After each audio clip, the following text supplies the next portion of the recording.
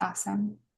We'll see if I've admitted everyone, but they're all hanging out. They're kind of just saying joining, so I don't know what's going on.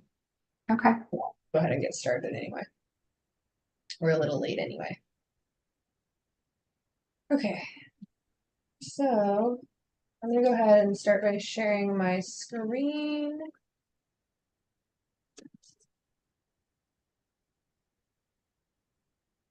In a second, so I get all these windows. Our material today is going to be a lot of fun, and we think we can knock it through this material in about 30 minutes or less. So that's our challenge today, to get you in, get you the information, and get you out. So we're excited to bring this, but we're debunking information on collections today. So collection myths to master your credit repair. So this should be fun because a lot of people have questions about this, and now you'll know the answers. My name is Alicia All. I am a credit expert. I've been in this industry for 21 years. I've done things in lending, credit repair, real estate, you name it, I did it. And I'm really excited about what we've created, Ivory and I, with Credit Score Pro, and how we can serve the masses through software that is exceptionally well at helping people improve their credit at low cost. So our software is free. You guys can check it out at creditscorepro.ai. It's free for the consumer. The only thing they're paying for is their credit monitoring, which if they don't have credit monitoring today, they should have credit monitoring. It's so imperative because of identity theft. Our software partners with a company called Smart Credit, in which they link that credit report into our software. Some of the advantages of having Smart Credit above and beyond having our software for free is that you get Privacy Master, which helps you remove your name from the dark web. And then also we have Privacy Master, remove your information from the dark web and websites that are selling your information, as well as having $1 million insurance policy against identity theft. So it's really important that if you don't have credit monitoring, that you get it today. And then with that, you get our software for free. We'll talk a little bit about that today, but our main focus is debunking the collection myths, okay? And I'm gonna hand it off to Ivory so she can introduce herself. Hello, everyone. My name is Ivory Becker, also co-founder of Credit Score Pro AI. Been in the industry almost as long as Allie, just shy of about, I think, 5 or 6 years under her, because we need to update that slide. We've, between the two of us, we've probably been in every part of the industry combined. So, just coming with a wealth of knowledge and great information for you that you can take and you can utilize. So without further ado, I'm going to jump right into it and get into today's topics. If I click the right button, there we go. Okay. And then Allie, I can't get the waiting room off for some reason today, so help watch for me. Okay. We Yep. can let Sure. people in. Yep. Okay, so today's all about collections. We will be coming to you with different topics every single month. But today we wanted to hone in on a requested topic. And so if you're here live in the Zoom or you're watching on Facebook or on YouTube, feel free to put questions in the chat, or if you're here live, you can always unmute yourself, ask questions. We love the interaction. It makes it more interesting for those watching it later and those of you here right now. Future webinars are all posted on our Facebook and on our Eventbrite as well. So let's start with the basics. So there's a lot of misinformation out there about collections. Interestingly enough, 1 in 3 American adults have had a debt in collections. That's probably higher than what you may have realized. So it's not necessarily an uncommon occurrence. The industry itself, though, is not very transparent, and we want to help you see through all of that noise and know what your rights are as a consumer, and then know what you can do if you do encounter a collection on your credit report. And to help explain the myths, we're going to start off with the basics, and we're really going to build from there. And in doing so, keep pressing enter, it doesn't work. In doing so, I want to put ourselves in the shoes of someone who's lending money. So let's say you're lending $600 to 2 people. We're going to call them Bob and Sue. Each of them told you they'd pay you back $50 a month for 12 months. Bob paid you for 3 months and then he stopped. And so he still owes you $450. And Sue paid you for 6 months and then she stopped. So she owes you $300. Now they're not, you're trying to call them, you want those funds that you allowed them to borrow. And they're not answering your calls and your texts, and you don't really have the time to keep calling them, but you're still hoping to recover the funds you allowed them to borrow. So we said Bob still owes $450 and you want him to pay. It would take you time and it would cost you money to hire an attorney to force him to pay. So you decide you're going to go to your friend Connie for help instead. So you sign an agreement with Connie that if she can figure out a way to get Bob to pay the $450, she's allowed to keep a third of the money that he pays. So she gets to keep $150 if he pays it in full. After 9 months of calling Bob, sending him mail, and telling other people not to lend Bob money, Connie gets him to pay $450. You get 300 of it, and she gets to keep her $150. Let's look at Sue. So it took Connie a long time to get Bob to pay. Remember, if we recall, it was 9 months. And you still didn't get the full amount. Sue owes you $300. So you're a very sensible person and you figure that the money you do have now is better than money that you might get in the future. So you want to go with the sure bet.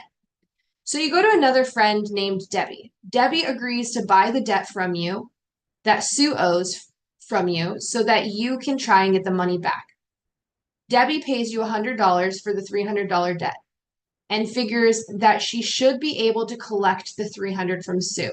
But you don't care anymore. You got your $100, you're done dealing with it. So in the end, you managed to get back some of the money from Bob and Sue that they owed you. You got $300 of the $450 that Bob owed, but it took a really long time, and $100 from the $300 that Sue owed, but you got it really quickly. And now Debbie had all that risk of getting paid, and you didn't have to take on that risk. This is an illustration of the two basic types of debt collections. So, one of the things that most people don't realize is that there are two types of collection accounts that we see on credit reports. And the first type is debt that an original creditor still owns. So that would be, for example, let's say Citibank. You had a credit card with Citibank, it went unpaid. Citibank still owns that debt, but they hired Connie. In this case, Connie would be a contractor who is paid a percentage of the money, or they have some sort of an agreement that Connie gets paid a certain amount of money in order to collect on that debt that Citibank still owns. The second type of debt collector is a debt buyer. This is the type of debt collection I think most people are familiar with. So the original creditor does not own the debt. In this scenario, the original creditor has sold the debt to a third party debt buyer who now owns that debt. And the debt buyer gets to keep all of the money that they're able to collect. And their goal is to collect as much as possible, so they can make as much money as possible. And instead, in this scenario, the person who has sold the debt, Citibank, for example, they recoup a little bit of the money up front, so they don't have to worry about the debt. Allie, anything you want to add about this scenario or this story before we dive into all of the details of these two types of debt collectors? You're on mute. Forgot I muted myself because I started coughing, but very quickly, I think it might be interesting to know. First of all, I love the illustration, but sometimes a original creditor could send it to a contractor. We call that a servicer of a debt before they actually sell the debt. So sometimes they'll take their time to see if they can collect this way, because in the end, they're going to make more money if they can collect, but they give usually the contractor or the servicer a certain amount of time to recoup that debt. And if they can't, then they sell it to a debt buyer. So you might see the hands change from the original creditor to multiple different companies in that process. And I think that's important to note because, when I talk to people about collections, I always say, no matter who says you owe it, you should always get a chain of title because it may have changed multiple hands throughout the process. Absolutely. So now that we have that basic understanding, let's move on to the myths. That's the whole point of why we're here, talking about the myths of debt collections. So there's tons of myths, and you may hear different advice from family, friends, social media, especially. I know Allie and I have seen so much on social media that's not necessarily true, but may sound true. It's convincing the way they say it. Certainly sounds good. So, yeah, I'm curious if anyone has been looking on social media or talked to friends and family about debt. What are some of the things that you've heard about collection accounts that you're trying to figure out? Is it true or is it not true? And then we can make sure we're answering those questions throughout the rest of today's webinar. And feel free to type in the chat if you'd like as well. Or you can unmute yourself.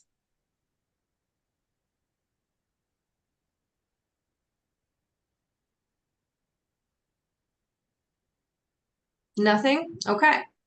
I'll just assume everyone here is here to learn. So some of the common things that we have heard is you didn't have a contract with the original, you don't have a contract, I'm sorry, I already said it wrong. You don't have a contract with the collection agency. You didn't sign an agreement with the collection agency. So you don't owe that debt. It's something you see online all the time. And I don't know about you, but Allie, some of those videos look very, very convincing for people. And unfortunately, it's just not further from the truth. When you sign your original agreement with your original creditor, there's a clause in there that allows that debt to be sold to other, we'll just call them entities in this case. And once that debt is sold to that other entity, it means that they now own that debt. They own that contract. And so your obligation would still continue. I don't know if there's anything else you want to add on to that. I'll pause here for you, Allie. Jackie had put in the chat just basically she heard that collection agencies must have the original note. And I think that goes back to like getting the chain of title and validation of debt, right? They do have the obligation to validate that debt. Typically, you would want the original note. You would want, the history of all payments you made, like all that stuff you are legally allowed to ask for, and you should in a validation. Yeah, absolutely. And we're going to address that a little bit later in more detail with some context, which will definitely help you in understanding that side of things as well. But yes, So there's no contract you're going to sign with the debt collector, right? So that myth that because you don't have a contract with them, you don't owe them would not be true. exactly. So in our sorry, I'm going to cut you off. I just thought about this. Yeah, go ahead. Here's a good thing to test our knowledge on this. If a debt buyer has to have a contract with you to be able to collect, or a debt servicer has to have a contract with you, then why can they sue you and garnish your wages? Legally, they wouldn't be able to if the law said that they didn't have a contract with you, right? So that helps you realize that you can debunk that myth very easily, because we all know people who've had collectors garnish their wages, after filing a judgment. Yeah. Yeah, I mean, all I was going to do on this slide was give an example, so I think you already covered it. We can just move on. So here's if you think we finna cancel our fucking sense and so for a nigga sucker punching me, like bitch, stop hanging. Hold on, we're gonna remove that person. Not sure what that is. Okay, sorry about that, guys. That's okay, we'll just remove them. Okay, were you able to do that? Yep. Okay. Okay. So, sorry about that, guys. So, talking about third-party debt collectors, there is good news. You, as a consumer, you have rights. Ali has alluded to that. So, if we're talking about those third-party debt buyers, a lot of times, have you ever heard the term of junk debt buyers, for example? If not, really what it means is a debt collector can really buy any debt they want. The older the debt, the less likely they are to collect the debt, the less expensive it is for them to buy the debt from an original creditor. So I want to give you a little context on what happens with the debt buyer, how they get the debt. So let's say I'm going to pick on Citibank for no particular reason. You can insert any institution you want here. Let's say Citi has a whole bunch of credit cards where people have gone past due and they've charged those accounts off. Citi may decide I have this big set of clients or consumers in this case who owe on these credit cards. I'm going to sell this book of debt and I'm going to put it up, and whoever wants to offer me the highest amount of money is who I'm going to sell it to. So Citi sells it, and it's essentially a ledger. So you can think of it as a giant spreadsheet with information about the debt, right? And that ledger is then received by that company that bought it. So the debt buyer that bought it. And their goal is now just to collect more than what they purchased that debt for. And with that being said, they're not necessarily concerned about whether I got the contract for that credit card that Allie had, or whether they have a statement history, or whether they're trying to collect the right amount. They're in the business of trying to collect more than what they bought it for, and under the assumption that that creditor is giving them accurate information. What we find is that's certainly not the case. So a debt collector is going to try to collect all the money from you, right? But in the credit repair side of things, for you, if you're doing your own credit repair, if you're working with a third party, credit repair in general, the goal is to ask for that proof that Allie is mentioning. We want to know that you can prove that I, if I'm the consumer, should be paying that debt, that I actually owe that amount you're trying to collect. And that's what that chain of title, or this chain of ownership Allie was mentioning, is. Where did you get the debt from? What documents do you have proving I owe the debt? And does this amount make sense? Should it be showing on my credit report? Is it too old to be on my credit report? Can you sue me for it? Is it too old to be sued? So we'll look at what all of that means and why you have those rights as the consumer to get all of that information. So I think a lot of times what people focus on is not necessarily what your rights are as a consumer, but what those debt collectors are doing. And you have a lot of rights, you have a lot of protections that exist. It's just most people don't know about the protections. So you don't know how you can utilize them to your benefit. And so that's a lot of what we try to do, is give you the tools and the resources and the rules of the game, the credit game that we're all playing in, so you can be as successful as possible. So let's talk about when a collection can be added to the credit report. So there's no actual grace period before a collection account can be added to the credit report, with the exception of medical collections. So once a collection agency buys the debt, they can choose to report it. There is an exception with the medical collections where it does need to be 1 year old before they can report it on your credit. And if it's under $500, it cannot show up on your credit report. And with a medical collection, it's treated a little bit differently than other collection accounts. With a typical collection account, if you make a payment on it, it doesn't remove that account from your credit report unless you negotiate with the creditor payment in exchange, with the collection agency, payment in exchange for them deleting it from the report. This is known as a pay for delete. With a medical collection, a rule was changed with the bureaus that says once you pay the medical collection, whether you pay in full or settle, they will automatically remove it on the credit report. Now, another myth is around, where was I at?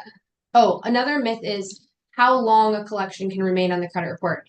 Allie, if I make a payment on a collection, is it going to reset the 7-year timer? No. What about if I request validation on the collection? What about if I ask for documents from the collection agency? Is that going to reset the timer? No. Can anything reset the timer for a collection on the credit report? Not on the credit report. I like your caveat, not on the credit report. There is a catch to this, but yes, not on the credit report. And we are going to look at that too. That's one of the things we see a lot on the internet is if you make a payment, it resets a timer. It's just not true. We're not saying make a payment. We're not necessarily recommending that, with the exception of the medical collections, but just know it's not resetting the timer for how long something can report. We do see sometimes collection agencies taking the illegal action of what's known as re-aging the debt. That's an illegal activity, so they can try to report it longer. You have the absolute right, and you should, as a consumer, to dispute any activity like that where the collection agency is reporting it longer than 7 years. And that's certainly something that you can litigate too, and people they are able to settle out for where that collection company is actually paying them, opposed to them ever paying. So I think that's important to know. I think where the myth came about this is because if I pay a collection or make a payment on it, I can update the last reported date. So people, even though it's not re-aged and it's not going to change the time it falls out, they assume because it updated the reporting date that it also is going to stay on the credit report longer. And I think that's where that myth came about. But it's certainly if it went in default in 5 years ago, then you only have 2 more years till it falls off, regardless if you made a payment today. Okay, so I think that's important that you know. Allie, can you also talk a little bit about when does that 7-year timer start? Is it when the debt collector bought the debt, or when does it actually start? The original date of default. So the best way that I can give you an example is, let's say you had a credit card and you went 30 days late, 60 days late, 90 days late, 120 is charged off. It's from that original 30-day late that you had. That's when that timer starts. Not the last collection date, but that 30-day late. Now, here's something that's also true. Let's say you went 30 days late, you got it caught up, went 30 days late, got it caught up. It's the last 30-day late, right? The last default, not if you're getting it caught up, right? That would restart it on original debt. I hope I made that make sense. I hope so. Might have confused you on that. Yeah, so basically from when a lot of times what we'll see or what our clients will ask us as well, my credit card was charged off in, let's just say 2019. But I show on my credit report that this debt collector has an open date of 2023. So does that mean that that open date starts the 7 years? And the answer is no. It's the 2019 timeframe that started your 7 years. So. Okay, so how do you know if you have a collection on your credit report? Well, we'd like you to be reviewing your credit report consistently. Our software, Credit Score Pro, does every 40 days, it's going to re-import a new credit report for you. It's going to notify you if there is negative information on your credit reports that you can identify. So if it sees a new collection, and collections surprise people a lot. A lot of people, all of a sudden, they'll see a utility bill collection or a gym membership collection. They're like, I have no idea why that's there. It is not uncommon to see a collection that does not make sense, especially with utilities, in my opinion, and cell phone carriers. I mean, you name it, we see collections for it. So let's talk about legal statute of limitations. Allie, why don't you dive into that one? Okay. So every state has different legal statute of limitations. So you'll have to Google search what your statute of limitations is for the state that you live in. But I'll give you an example. In the state of Florida, where I'm at, we have a 5-year statute of limitations. Basically, that means that after 5 years, they can't sue me, right? They can sue me and harm me in that 5-year period of time. But don't let that confuse you with the amount of time that it can report to the credit bureaus. Because I get that question a lot. Well, my statute of limitations is 5 years, but it's still showing up on the credit report that I owe and it's hurting my credit. They certainly can do that because the credit reports roll as 7 years, right? But in that statute of limitations, they can garnish your get a judgment, garnish your wages and things like that. One of the things you also would want to look up in your state is, here I live in the state of Washington. If you make a payment on a charged off account or a collection account, um, any negative debt that's in default on your credit report, that will reset the legal statute of limitations. So if they had 4 years from the time your account was charged off or defaulted to sue you or do a wage garnishment, if you make one payment, could be $1, $10, could be the littlest amount, and it wasn't an agreement for a payment in full or for a settlement on the account, you now restart that 4-year timer for legal action. Now, keep in mind, that's just legal action. It does not do anything to the credit reporting timelines, right? So that we have two different parallel timelines that take place with any sort of collection or charge off. We've got the credit reporting timelines or the credit reporting statutes, and then the legal statutes. And I think that's something that's commonly confused, especially on social media, that there's two different parallel timeframes that take place. So. And I want to go back a couple slides ago, we were talking about how on the medical collections, they have to wait 180 days before they can report a medical. That's the old time frame. Okay. That's 365 days. You have the new time frame on there? Yeah. Okay. The other thing I wanted to mention on that, just sorry, right here. Yeah. 1 year. Okay, perfect. The other thing I want to mention real quickly is any other kind of collection has the right to report it to your credit report at any time. They do have to follow some rules. You do have to be notified one way, whether that's they speak to you in person that you owe the debt. They speak to you by telephone. They can mail you a letter. I'm reading this right off the CFPB's website. We're gonna literally have a whole slide on that. Oh, I'm sorry. I thought you had mentioned that they could just put it on there. There is some certain things that they have to do before it can report to your credit report. And I guess I wanted to go over that. But if you're doing that, great. Thank you. Yeah, I mean, if you want, you can do it now, and I'll just go to the slide and we'll come back. Essentially, I think here it is. It's right here. So go ahead. It's point number 4. Okay. A collection agency is required to notify you of the purchase of the debt within 5 days of obtaining the debt or their initial communication with you, and provide you 30 days to request validation in writing. So you have that. However, there are some other things that they could do. If they talk to you on the phone and they tell you about the debt, they can now report it to the credit report. If they do it in person, they can now report it to the credit report. If they do it by mail, they have to wait 14 days. If they do it by any other electronic communication, they have to wait 14 days. So you don't have a lot of time to request it. Now, let's say they notify you, and this is where that 30-day rule comes in.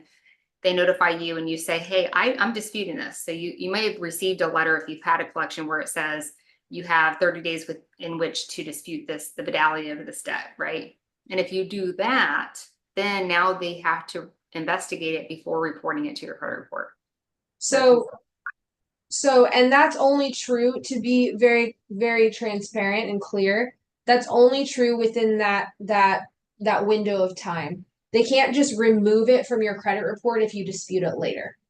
Right. Exactly. So, yeah, they don't. So yeah, once it's on there, you've lost your opportunity to dispute it before it going on there. So just by you disputing it after it's on there doesn't mean it's coming off until they investigate it. That's not how it works, but it'll be in dispute process. And for a proper validation that protects you under the Fair Debt Collections Practices Act, you do need to send it in writing.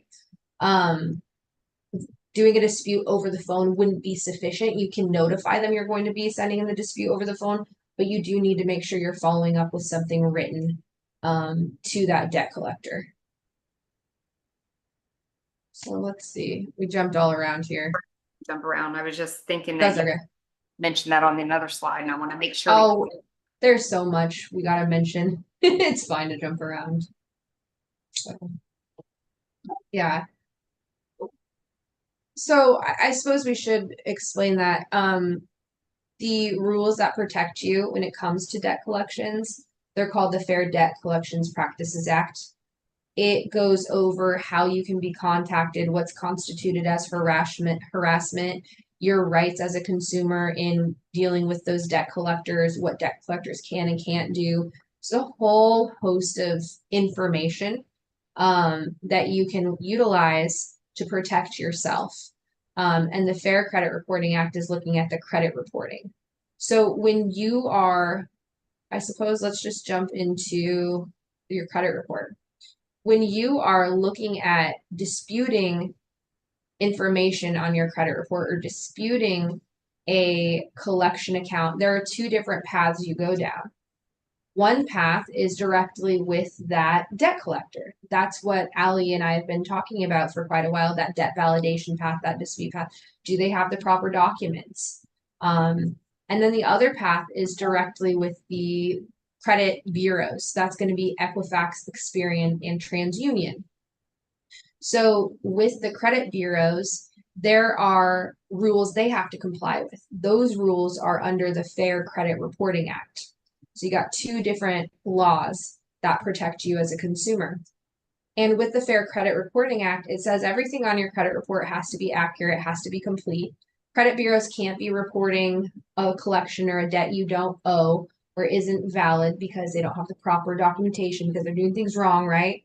And when you craft a dispute to the credit bureaus, you do also want to send it in writing, identify all the errors you find, and then you want to follow up on those disputes based on report changes and adjust your dispute as needed. Ali, what else would you like to cover before we go into the dispute side of things and what it's like to dispute a collection on the credit report? I don't know that I have anything to add to this. I mean, I guess the one thing I could add to this is we're going over a lot of things about collections, and it may be coming to your mind like, oh my goodness, this is so much. How do I navigate this? Because it is a lot, right? And day to day as a consumer, we're not looking up laws and figuring all this stuff out. So one of the things that we have built with Credit Score Pro is an ability to do that for you. Okay, so you don't have to know all these intricate details. Although I think, this broad generalization that we're doing today is super important for you to know. I think it'll help you in navigating if you do have collections, but know that our software will help you so you're not having to do all this by yourself.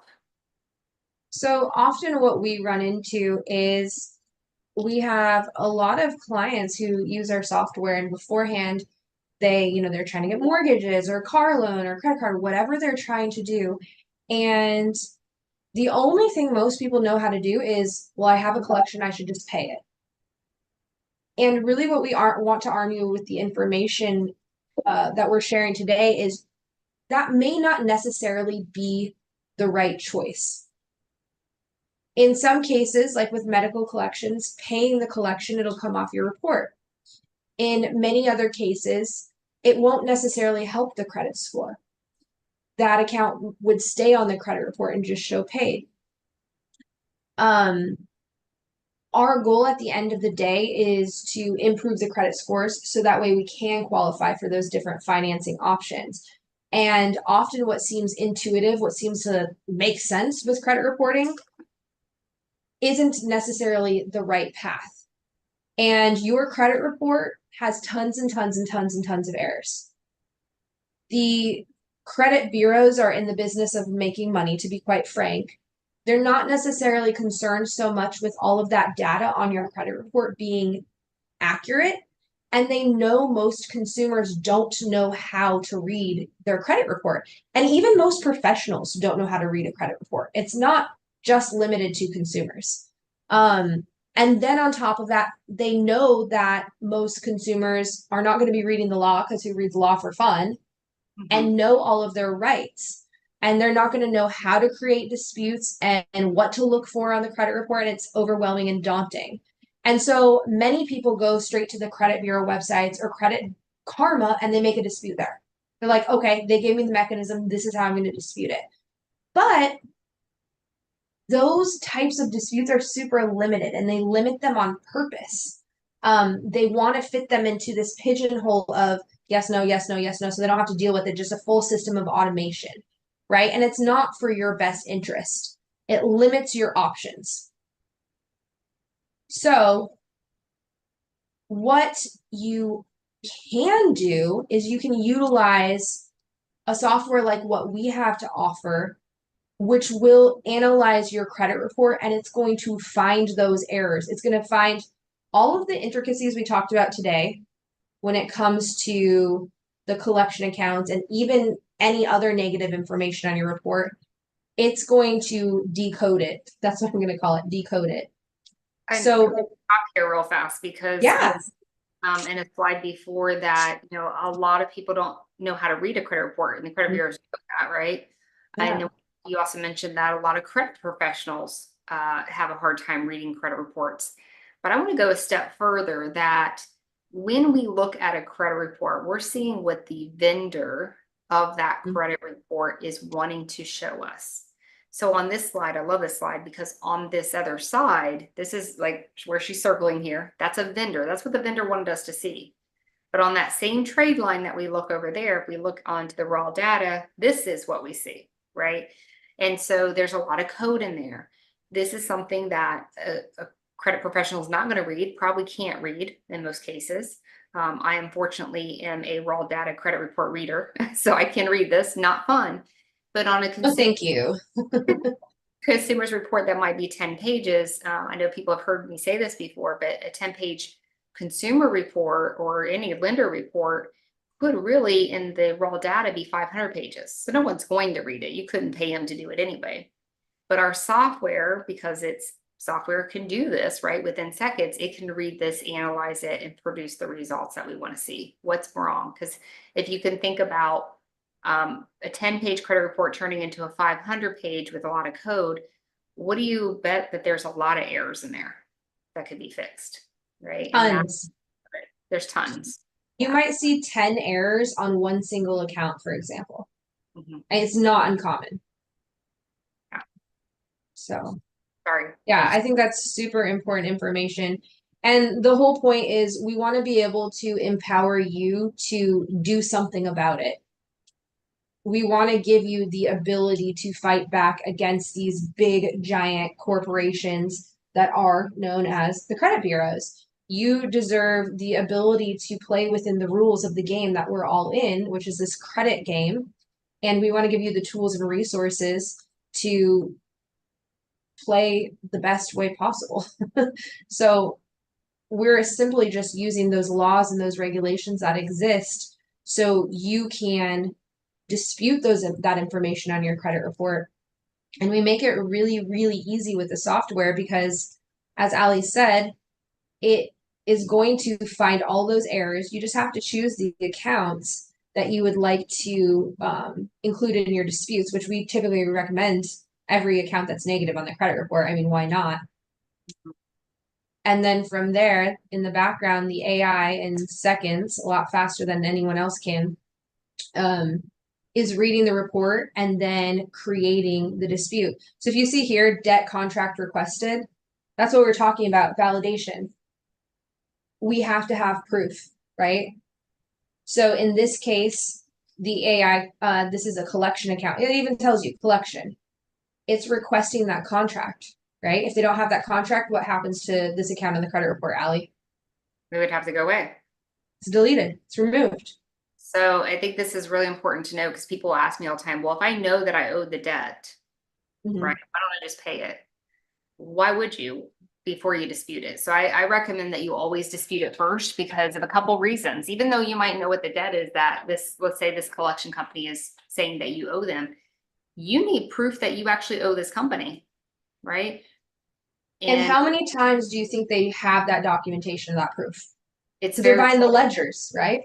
very rare. Yeah. And so you have an opportunity where they cannot prove that you owe it. And the scary thing is, and I've had this happen to people where they pay a debt from a phone call or whatever, right? They didn't get the validation I of get debt. scared. Yeah, they get scared. They knew they owed XYZ company. So they're like, oh, and this company's harassing them and threatening, that they're going to be thrown in jail, right?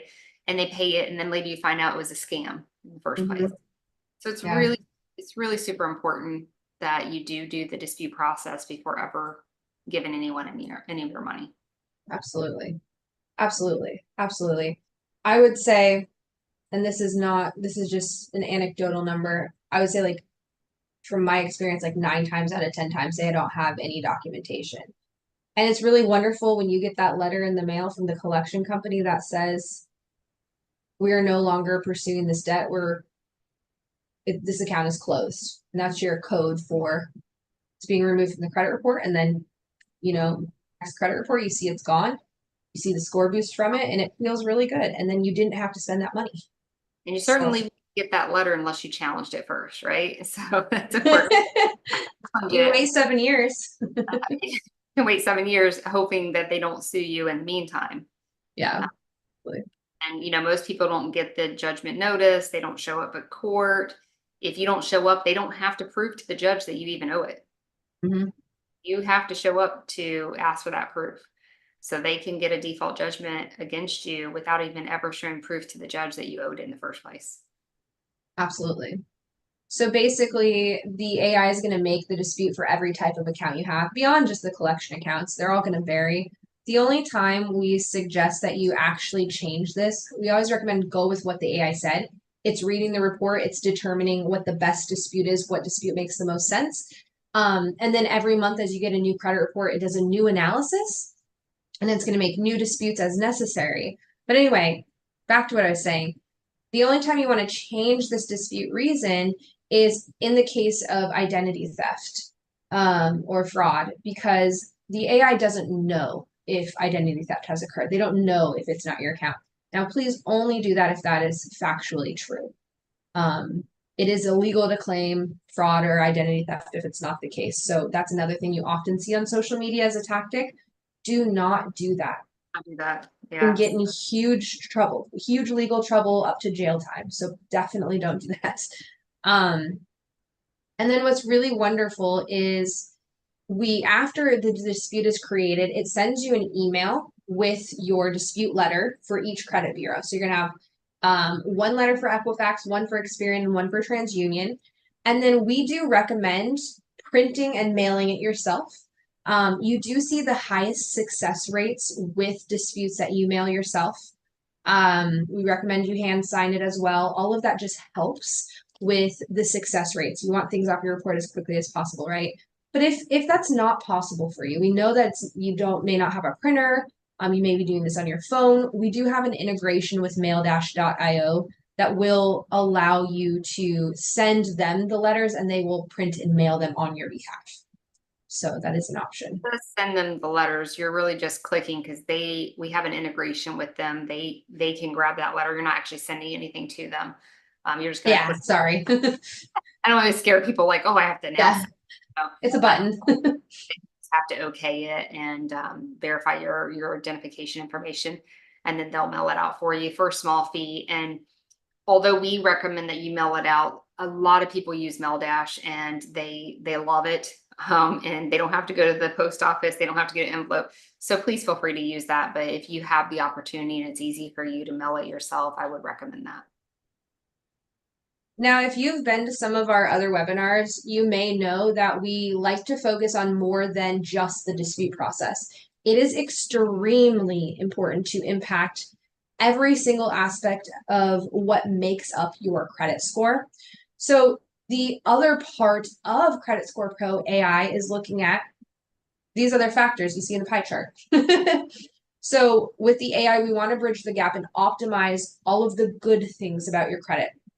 How do we get more points from the good things? And how do we fill in the gaps where you just might not be impacting the credit score algorithm? So Allie will talk a little bit about the AI action plan. All right, so just real quickly, we talked about doing the disputes. If we were to say to you that disputes were going to be the cream of the crop, it's going to solve all your problems, that would be beautiful, but that's not the case. So action plans are really important, and Level Up Score has an ability to read that same credit report, produce an action plan of all the other things that you can do to improve your score, whether that is a credit card or pay down a credit card or get one or activate one. I mean, it'll tell you all those different things, and you can do it based on your goals. So you would get a form that looks like this from Credit Score Pro once you enroll, and then you get to pick your goal, and then we send you out your action plan. I think you're going to show like a little image of what that looks like too as well. Okay. To get something similar to this with the action plan, it has your goal and it's going to tell you exactly what you need to do.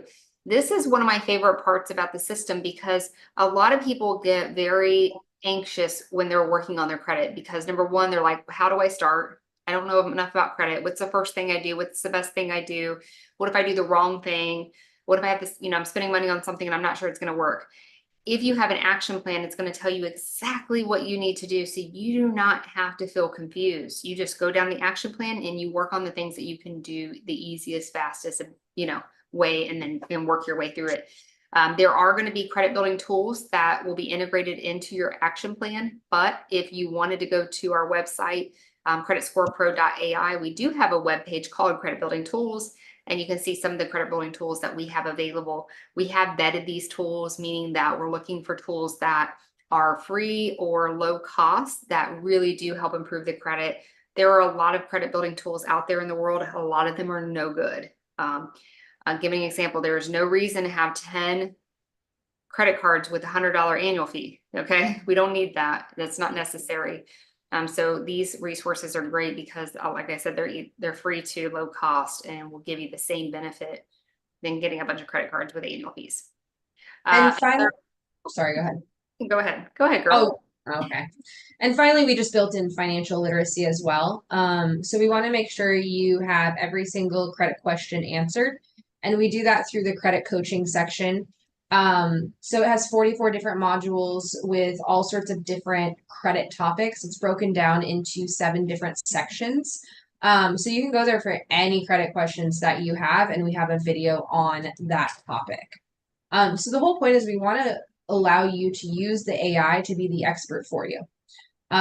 So that being said, you don't have to know all those laws. You don't have to get overly confused by all the different aspects of protecting yourself as a consumer. You can let the AI do it for you.